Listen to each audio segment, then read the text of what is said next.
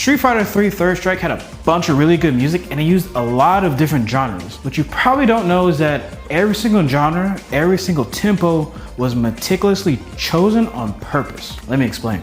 So I did a lot of studying. I was like doing conspiracy theory stuff and I categorized all the music into 3 different categories. 90 BPM to 122 BPM, 122 BPM to 135 BPM.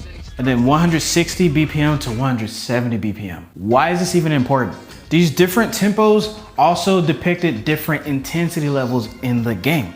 So all the non-fighting music, like the menu, the character selection, options menu, extra stages, most of them were like all hip hop. And hip hop is a slower genre. This is all chosen on purpose because it's a fighting game. It's really intense. So you need areas of the game that don't feel as intense. You need to break the wall a little bit. You need music that's gonna calm you down after you just got ripped to shreds by a 13-year-old kid who's been playing this game since you came out the womb. And now you feel like you're inadequate and you can't play any fighting games because you just lost really bad. The next tier is like the actual fighting themes. These have to be a little bit faster. They have to be a little bit more intense. They use quite a few different genres, from like house to like some rock to some more faster hip hop funk stuff. The genres changed a lot based on the characters because the characters come from different parts of the world. So they wanted to really make that apparent. But all the music really falls between 122 BPM and 135 BPM. This is like the optimal tempo for fighting music to keep you engaged, but like also not too stressed.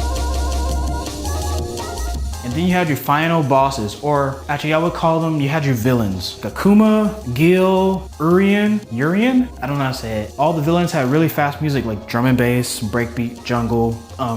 Those are all subgenres of drum and bass. These had to be the fastest and most intense music because they're supposed to be your final boss. It needs to feel like a really tense battle. I said 3 categories, but there's one secret category. It only happens once, and that's the game over music.